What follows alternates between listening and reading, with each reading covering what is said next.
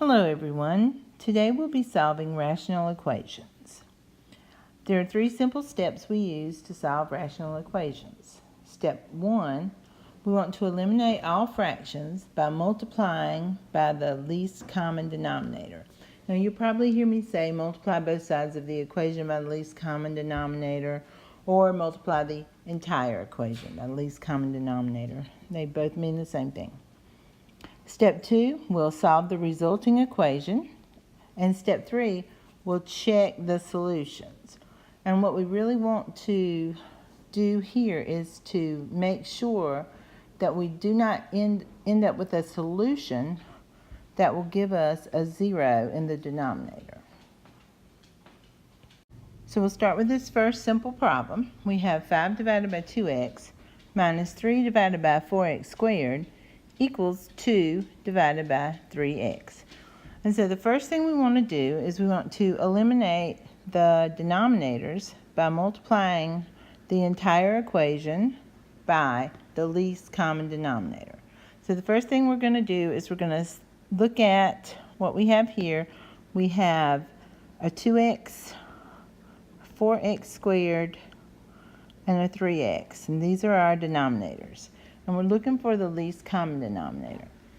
So the first thing is, what's the least common multiple of 2, 4, and 3?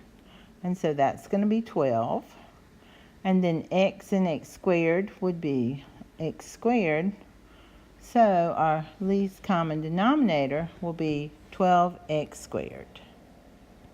So now what I want to do is I want to multiply the entire equation by the least common denominator, which is 12x squared. And so what that's going to allow me to do is to basically just distribute this 12x squared to each one of these terms, sort of like this. Personally, when I am solving a rational equation, I like to write the least common denominator on top of everything, which is exactly what I just did when I said I'm going to multiply the entire equation by 12x squared when I said I'm going to distribute the 12x squared. The reason that I like to write it on top is because now I can think to myself, okay, can I reduce this fraction? Well, 2 will go into 12 6 times, and x into x squared leaves me an x. And so now I've got 6x times 5, or 30x here, minus, I'm going to do the same thing again. 4 will go into 12 3 times. X squareds cancel out, and 3 times 3 is 9. 3 will go into 12 4 times, x into x squared, x times, and 4x times 2 is 8x. And so now I have a very simple equation that I can solve. So I'm going to subtract 30x from both sides. I get negative 9 equals negative 22x. Then I want to divide both sides by negative 22.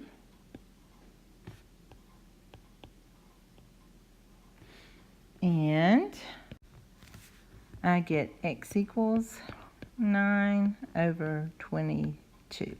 And now I need to check this solution to make sure that in my original equation it doesn't leave a 0 in the denominator.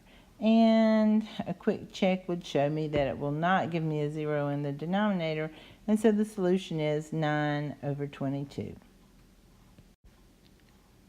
Okay, for this problem, we're asked to solve 5 divided by x plus 3 equals 2 divided by x squared minus 9. Now, if right away you notice that this actually looks like a proportion, you can cross multiply and solve the equation very quickly. Or if you want to use the solving rational equations method, we can find the least common denominator. And so the first thing I'm going to do is I'm going to look at the denominators. I have x plus 3, and then I have x squared minus 9, which is really just a difference of squares.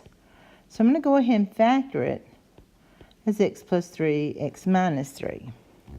And then I'm going to ask myself, what is the least common multiple between x plus 3 and x plus 3 times x minus 3?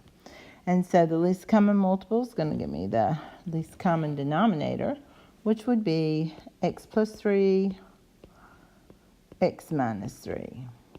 And so I'm going to multiply the entire equation by x plus 3, x minus 3, or I'm going to use my little method of putting whatever the least common denominator is on top of everything. I'm multiplying like that. And so as I start here, I notice that this x plus 3 and this x plus 3 cancel, and I'm left with 5 times x minus 3, which is 5x minus 15. And over here, all of that cancels. I'm left with 2. And then to solve this, I am going to add 15 to both sides. I get 5x equals 17, and divide both sides by 5, and the answer that I get is 17 over 5. And a quick check shows that 17 over 5 will not cause me to have a 0 in the denominator, and therefore the solution is 17 over 5. Okay, here we have another example, and again we want to find the least common denominator. So over to the side I go. I've got an x minus 1, an x minus 4, and then if I check this trinomial, I notice it can be factored as x minus 1 times x minus 4. And so again, I'm looking for the least common denominator, and so a quick check shows me that's going to be x minus 1 times x minus 4. And so I'm going to multiply the entire equation by x minus 1, x minus 4. Again, I'm going to do my little method of writing it on top of everything. I like to do that because it makes it a lot easier for me to see what cancels, and it also makes it harder for me to skip multiplying something by the least common denominator. So I just like to do it this way.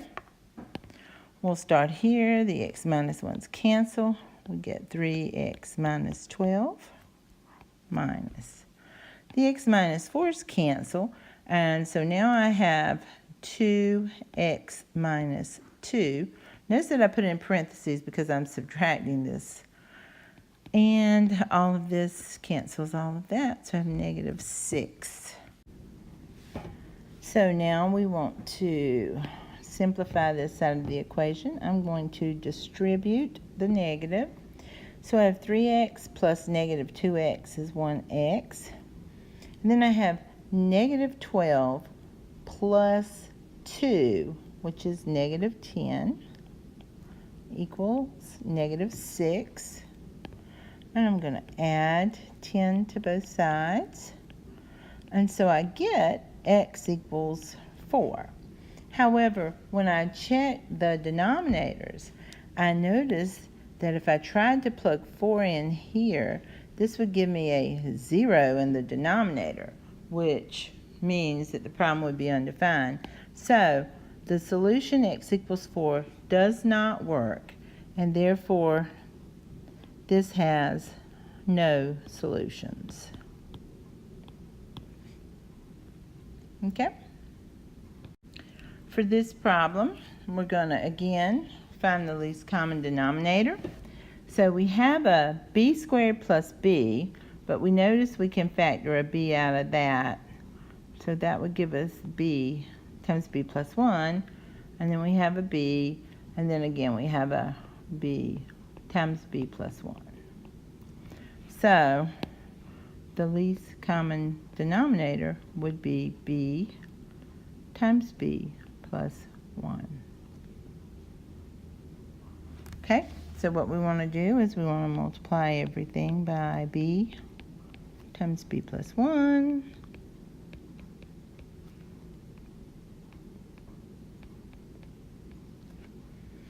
In this case, all of this cancels, and we have 5.